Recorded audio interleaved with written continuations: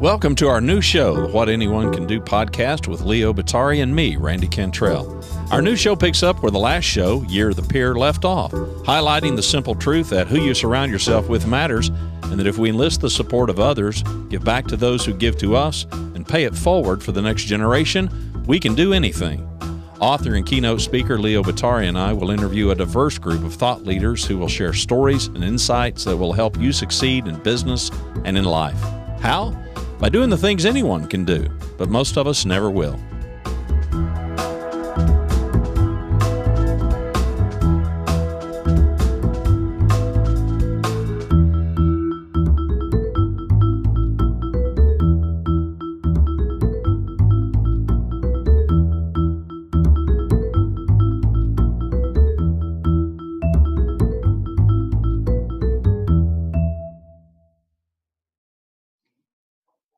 Well, welcome back. We have been remiss in being here.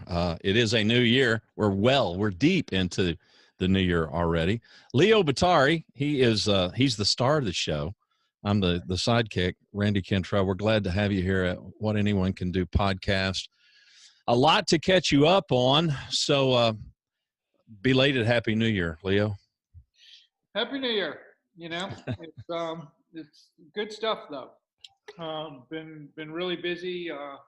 Obviously, as we've been trying to pull together, a lot of content that obviously we want to push out there through the rest of the year, and not just about pushing out content, but more or less about inspiring conversations and trying to, get people really in some good dialogue about a lot of subjects that I think are all around this notion of who you surround yourself with matters. And one of them I thought might be fun to talk about today is at the end of last year, it just ran actually just in the January, February edition of Smart Manager magazine, which is a publication out of India actually. And they do a section in every issue called Mythbusters, and it's about busted myths. So it's come up with 5 myths out there, and then tell us why they are myths and they're not reality, basically. So I thought it might be fun today to, and it was kind of a fun piece, right? Because it's kind of challenging to think about, all right, what are these counterintuitive, ideas that, maybe common turns of phrase, but yet when you really examine them more closely, maybe they're not the best advice after all. And I think that was kind of central to this. So if you want, we can kind of take them one at a time, and you and I can kind of go back and forth and chat about them a little bit. We'll keep it pretty tight. And we'll put links to the article in the show notes. So you guys listening on the podcast or watching the video, we'll link this up so that you can go and read this and dive more deeply into it. But yeah, and there's 5 of these, right? Yep. Yeah, let's go. All right. Well, the first one, of course, is if you want it done right, do it yourself. Which a lot of people take as this.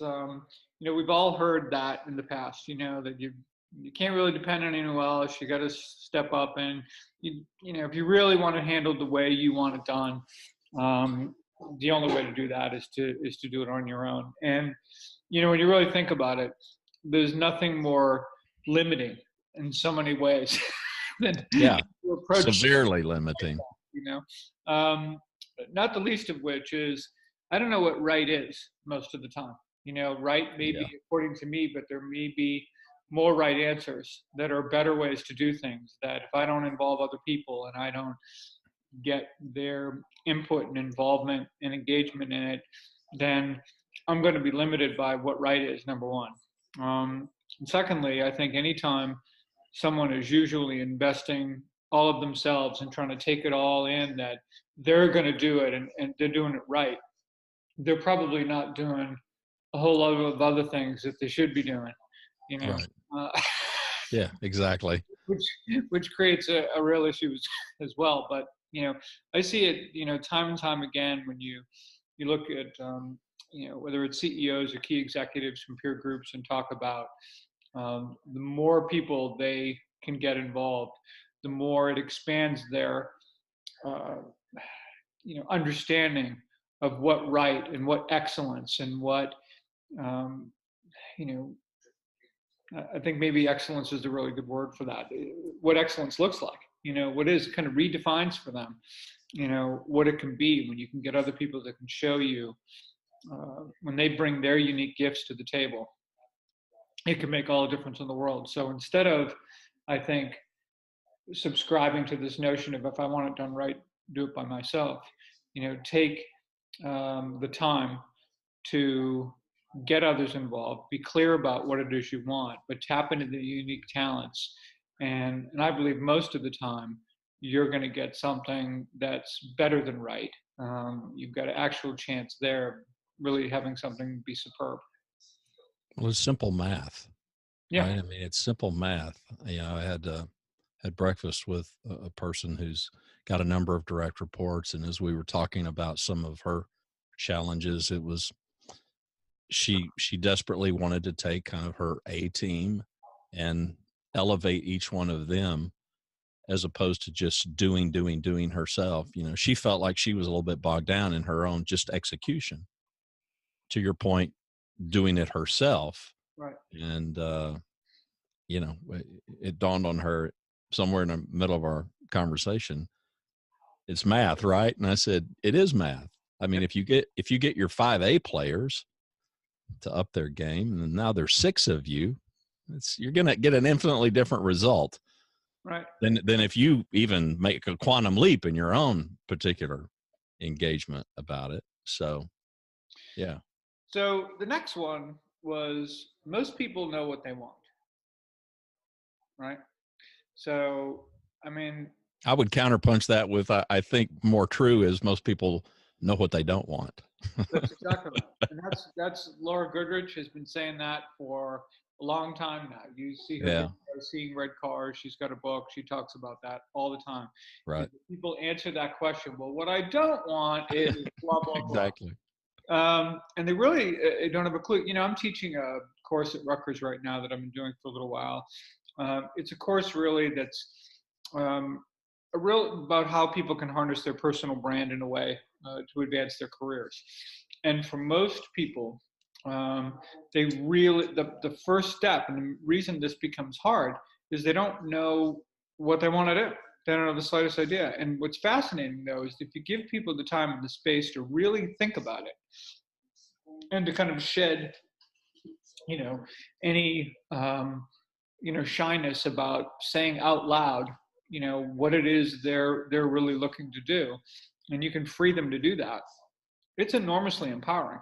Um, I see these students, and once they get clarity around that, or at least get a little clarity, or at least directionally what they're looking to do, I mean, it's really powerful. And obviously, key to, you can't surround yourself with the best people that you can be surrounding yourself with unless you have really great idea about what you want, because now all of a sudden there's increased focus, right? So the more that I know, whether, like we've talked about before, if I want to learn a language or I run a marathon, that's different people I'm going to surround myself with to make that possible. All really good.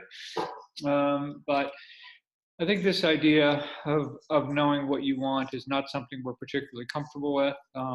Robert Fritz, who did a lot of work on structural dynamics, talks about the fact that most people hold one or both beliefs that they are either powerless or unworthy. And I think it's so important that if we can shed those things, I think that can be key to freeing us to be able to say, here's what I want to do. Here are my special gifts. And here is ideally how I would like to apply them. And then to start looking for opportunities to make that possible. But do you think, I mean, I have no way of knowing statistically as far as the number of people who feel one way versus another way, but it seems to me that it's so commonplace for us to discount our value, for us to discount those things that may be uniquely positive for us. I mean, it's easy for instance, it's hard. You can't go back and not know what you now know. And as a result, sort of discount it and think, that's nothing special. Everybody knows that. But Well, you start expanding the horizon and you realize, you know what? No, not everybody does know that. take this whole subject. I have people all the time that said, how did you write a book about that? Could there be anything more obvious? then surrounding it with the right people, right? Yeah. You know, Right. when you really get right down to it, and Yeah. they're absolutely right. That doesn't mean it's not worth talking about. And I think so many of these things fall into that category, and because Well, we it doesn't get talked about enough right, is kind of our whole point. yeah, and because we tend to think of these things, as givens or, um, you know, and maybe part of the issue too with a lot of folks that I think we really need to get over is this idea that if I put myself out there and I try and I don't achieve that particular goal, that somehow I've failed. And I don't want to fail myself. I don't want to fail publicly, certainly. Um, and yet, if we can embrace that idea, kind of like when the Sekou Andrews always talks about you win some, you learn some. It's not about you win some, you lose. It's not about Mhm. failing. It's not about every time we may not get exactly what we want in any given moment. It's most often a cause, an opportunity to learn and to pivot. And, I think about any great job that I thought I wanted, didn't get. And because I didn't get it, I mean, by definition, it freed me up to do the next thing that I ended up loving doing that I never would have had the opportunity uh, Right. to do had I gotten what I thought I wanted in the moment.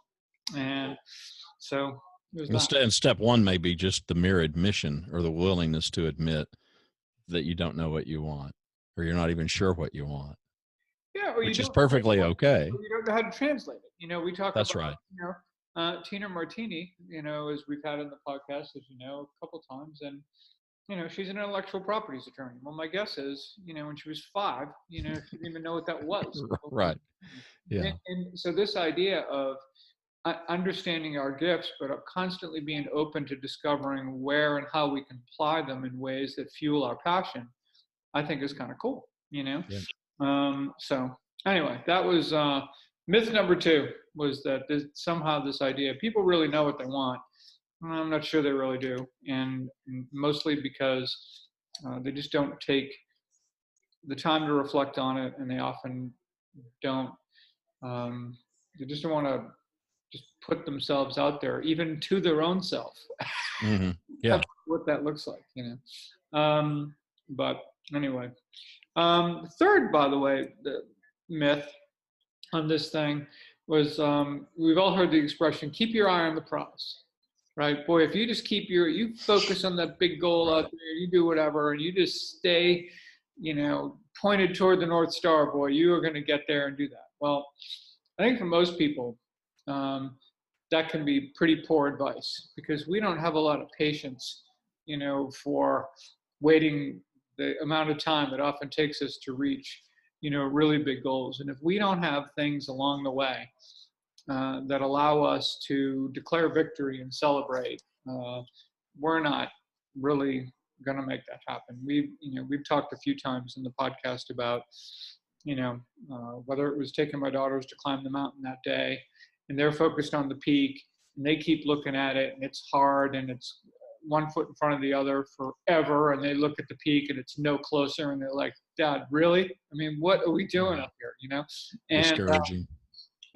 but yet, when you start getting them focused on get to this point, get to that point, look behind you, see your progress, start figuring out ways to frame the situation so that you can, as they say, eat the elephant one bite at a time.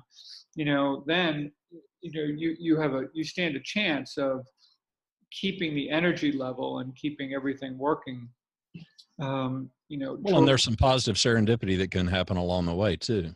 No doubt. If you'll be open to it. Some Yep. pretty wonderful views are probably somewhere along the way. That's right. Yep. But yet it's really cool that when you do that and you just keep that forward progress and to your point, enjoy the views, enjoy the victories that the journey provides. That it isn't just about the destination, but at the same time, the destination is pretty cool. There's really nothing like the view from the top of the mountain. And the only reason you get that view is because you had to earn it, which makes it that much sweeter. But I think that again, for most of us, keeping our eye on the prize versus, understanding how to take things bit by bit, I think is really important. There's a lot of conversation, people get, there's some criticism. I mean, it's kind of an ancillary myth as well of that not getting focused, on the how, which is virtually, I think, impossible for most people. Our brains naturally go to, okay, well, how am I going to do that? And not to be so fixated on, to your point of some of our earlier conversations, and really every conversation that we've had, is there's more than one way. I mean, that whole myth number one of listening to other people and being open to, it's fascinating to me that in all of our conversations, it almost always comes back to a really high degree of our willingness to be open and vulnerable, and just frankly, to be honest with ourselves and with other people. But you know why that's hard in some respects is it's hard because of myth number 4.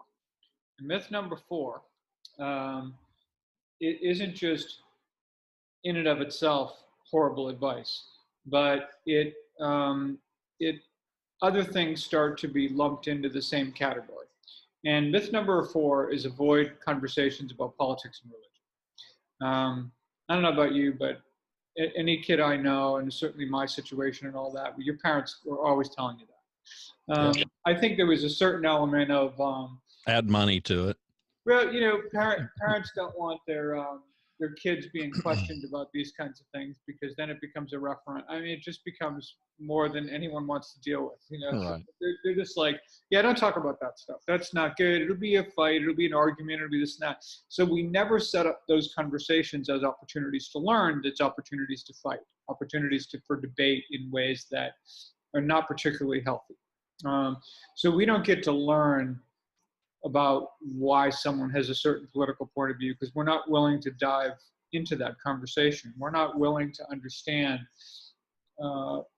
how someone's brand of faith, fits into their lives, and why it's so important to them, why it's so central to what they do, and who they are.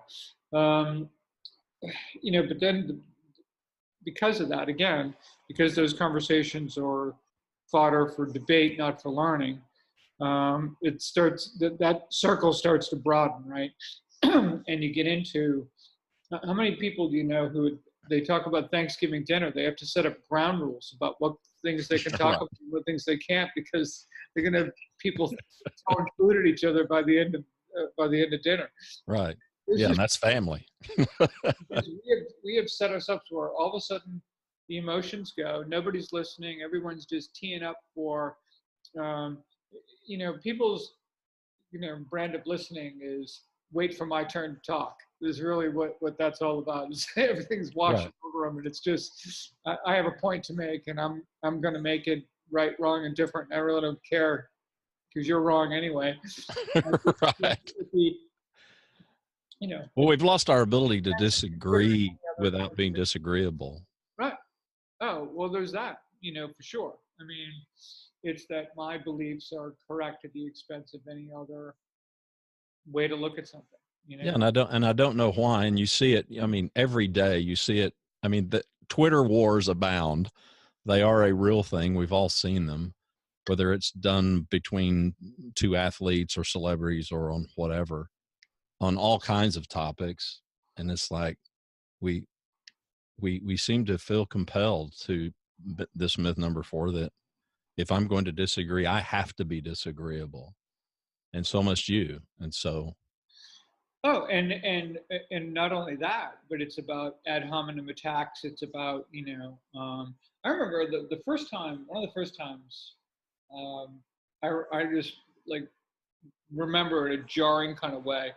It was a political science class, and there's conversation going on, and I was the lone person in the room, or one of them, who was advocating a certain position on whatever policy we was talking about. And one of the kids finally says, "Forget him. He's from Massachusetts. What the hell do you think he's going to think?" And I'm like, seriously? Like, this is what we're doing here? You don't want to debate this topic on the merits. You want to just say, yeah, that guy, forget that. They're all liberals up there. They're all He's a liberal from Massachusetts. What does he know? you know, and this is Yeah. what we do. This is Right. because, Yeah. just attack the person. Why not? Well, when you lack logic, you got to pull something out.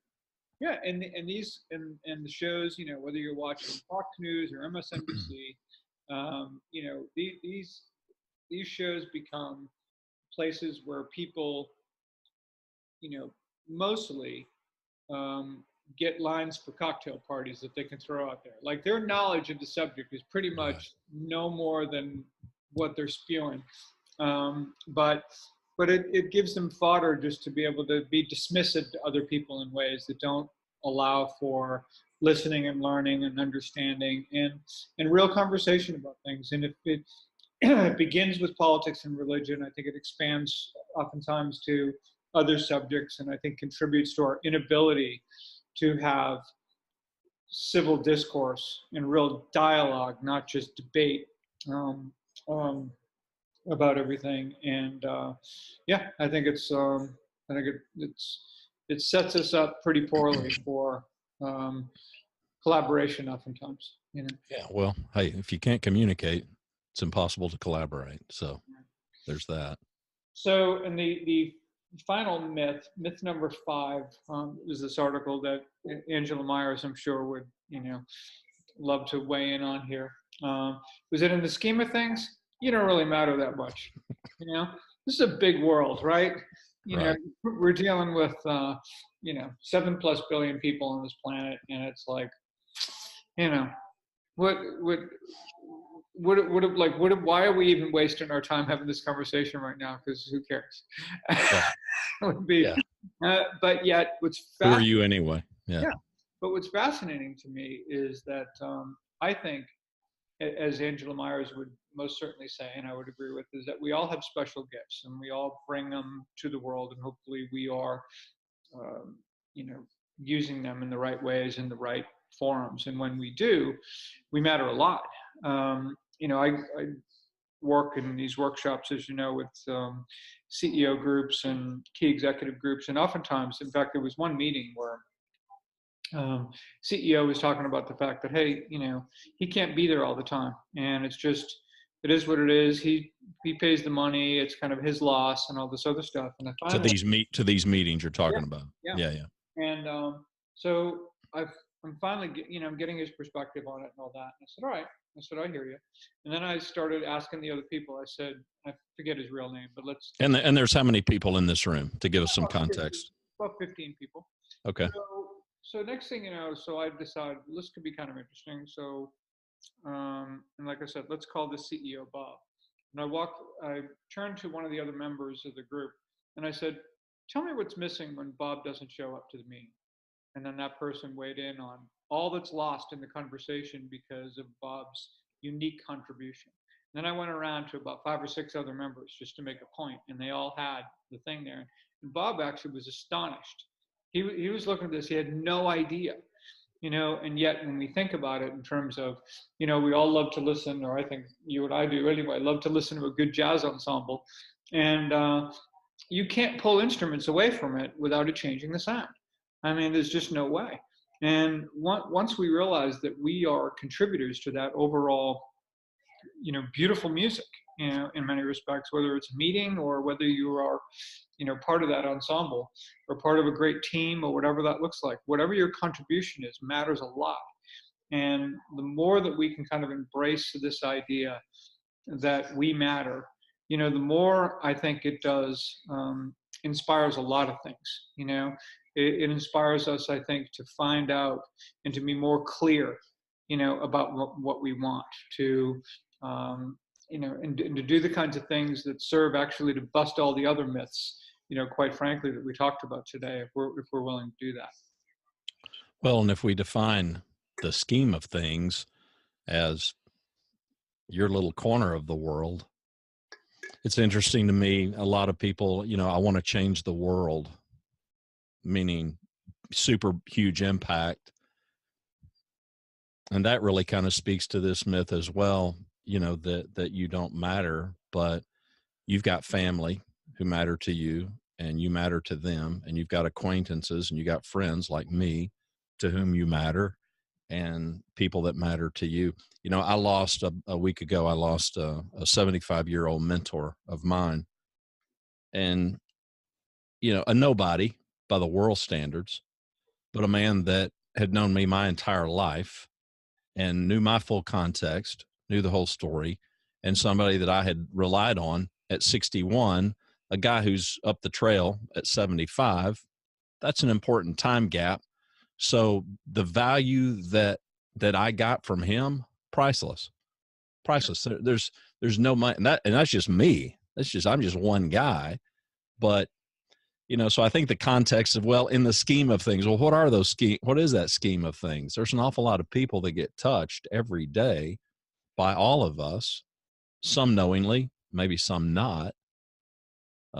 Yeah, the impact's there for sure. You know, if we can make a positive difference in the lives of the people closest to us, I mean, how great is that? You know, I mean, how wonderful is that for this one life that the people around us have to live, that we can be a bright light in that life. And I think it's essential for us to really understand and think about that. And then when we say we're going to show up to some place, be there. You know, Yep. be true to our word, do the kinds of things that make us a good friend, make us a good mentor, make us that person that can really make a difference for others. And I think when we start really embracing that and doing what Angela Myers says is so natural for the 5-year-old, and yet such a struggle for the grown-up, that I think it. Imagine if we were all just understood it that way and took that attitude. What a better place the world would be. So. Well, Gary Vaynerchuk asked the question, what's the ROI of your mom? There you go. You know, what is the ROI of any mother, that's trying to do a good job and does a good job? And, your role as a grandfather now, my role as a grandfather now. I mean, what's the ROI? What's the ROI of our being granddads now? And what's the line about you can't accomplish something that doesn't get measured or something like that? What's the specific quote there? You know what I'm talking about? Yeah. Well, are you talking about, you can't improve it unless you measure it, kind of a thing, unless you quantify it? Yeah. And Is that what you're thinking of? something like that. Yeah, I don't know exactly what the quote is, but I know what you're With thinking. this idea of having to apply metrics to everything, and to your point, Right. the ROI of mom, well, how do you measure love, or how do you measure like some pretty important things in our lives that don't Right. have metrics to them specifically, are not things that aren't important to our lives, to our companies, to a lot of things. You oftentimes can't put metrics around the value of your culture, for example, or the dynamic, or the the essence of a certain environment that allows people to do what they do to achieve those other metrics that we're talking about. And yet it's why I think we're too busy sometimes. Not that we don't measure a lot of the right things, we certainly do, but we also don't pay attention to a lot of the things that maybe are not easily measured, but are so incredibly essential to what does get measured. And this is, I think, the difference between people who are great leaders and great CEOs and just great people, when they kind of understand what that is all about. Yeah. Let's catch people up on, or maybe preview people. Just, I don't know, some of your goals and aspirations. I don't mean resolutions, but some of the things that, if we fast forward over the next 10 months, and now we're at the end of 2019, I didn't prep him for this, folks. So Well, this I is can tell you live. this. I'll tell you what I don't want. What I Yeah. don't want, as I'm looking at TV above here, I don't want to have to testify before Congress anytime soon over any kind of illegal or illicit No. activities, and because who you surround yourself with does matter. And I'm not interested in being part of that whole crowd, that Exactly. whole thing. But Again, I think we want to continue. I certainly want to continue to expand on the work that we're both doing and get it into the hands of more and more people, and not just here in the U.S. I'm headed to the U.K. In the second week of March, so I'll be there for about 2.5 weeks. Working with a bunch of CEO and key executive groups there who are really interested in, they're committed to their group experience. Now they're looking for, how do we maximize that? What does that look like? How can you take us from where we think we're operating to a totally different place? And usually it's done without them doing a lot of extra anything. It's just a matter of how they take the time they're already spending and how they just use it more wisely and use it in a way that actually gets them recognizing a lot of these things that we've already talked about, that they matter, and that having clarity about who's in the room and what do they want, and how to go about helping one another make that possible, I think is really essential things. And if in most cases, when I look at these groups, now there's a lot kind of obviously to this idea of how to make these groups highly functioning. But, for many of them, it's as simple as, it's almost like we've talked about if you talk to like Bill Belichick at halftime and they're losing or something, and say, what do we got to do? Well, we got to tackle and not turn the ball over. Right. Right. And that sounds all ridiculous, but at the same time, that is kind of key, because if you don't do those things, it's not going to go so well. But I don't think when it comes to a high functioning group or team, you got to show up, and you got to be prepared, and you got to really be prepared to play your A game every single day. There's no well, this is important, but this doesn't matter, all this other stuff. I mean, it's Right. really being that person who shows up for yourself and for the other members of your team. And it can be that simple and that basic. But of course, it's that fundamental to making sure. I mean, only there can we even start to work on the kinds of things that can really help you, take your group to a new level. But, those things are a really good start. Yeah. And Now, will any of these meetings, for anybody that may be maybe listeners in the UK, or any of these things where you're going to be, are they going to be public, or all of these things going to be pretty private things? These are private workshops for these groups. One of the things I am going to try to do, though, I've reached out to Simon Alexander Ong, who, as you know, was on this show before.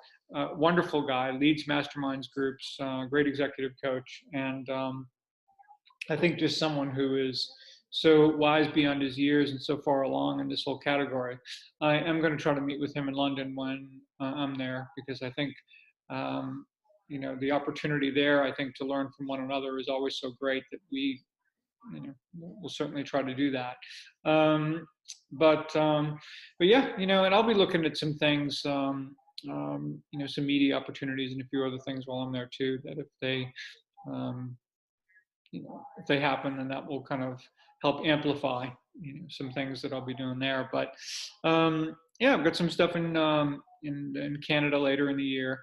But I think by and large, it's really going to be looking at this idea of who we surround ourselves with matters, and operationalize that for people and for teams by using the people plans that we have in the book, and really walk through what that looks like, so that people have a tangible understanding of what that is, and how they can bring it in their own lives and the lives of others. And I'll be the hawk. I'll hawk the book. The book came out late last year, What Anyone Can Do. It is subtitled How Surrounding Yourself with the Right People Will Drive Change, Opportunity, and Personal Growth. It's a great cover, great illustrations by Ryan Folan. And if people wanted an autographed copy of this, Leo, can they do that? Yeah, they will. No question about it. We will figure that out, no doubt. So just contact us at Leo Bottary. That's LeoBottary.com. And so if you'd like an autographed copy, feel free to, Leo will hook you up somehow, make that happen. But I'm looking forward to the year. I think it's going to be, Leo and I both ended last year. Of course, the publication of the book was a big accomplishment for Leo. That was in some parts an outgrowth of the Year of the Peer podcast and all the conversations that we had. So to the point of that last myth, in that you don't matter much, you, the audience, certainly matter.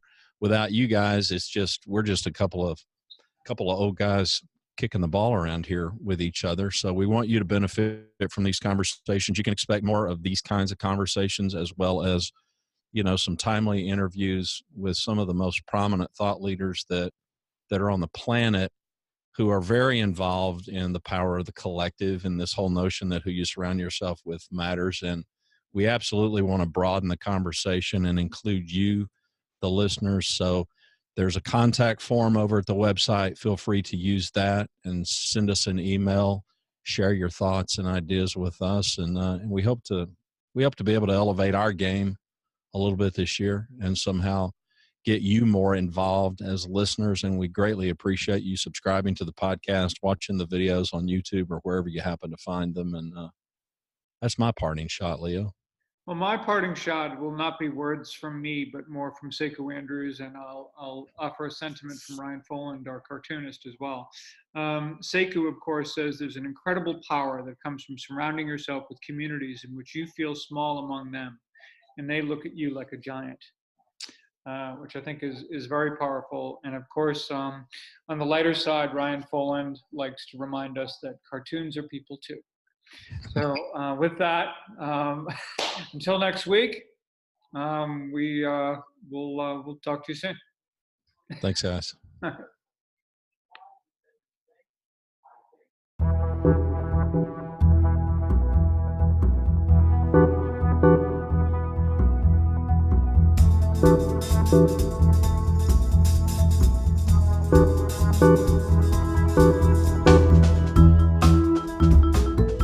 To learn more about our show and what we do, to submit questions to us, and to subscribe to What Anyone Can Do podcast, please visit our website, whatanyoneCanDo.com. What Anyone Can Do podcast is hosted by Leo Batari and me, Randy Cantrell. Music provided by Kevin MacLeod is Vibe Ace, licensed under Creative Commons by Attribution 3.0 license. Thanks for watching or listening.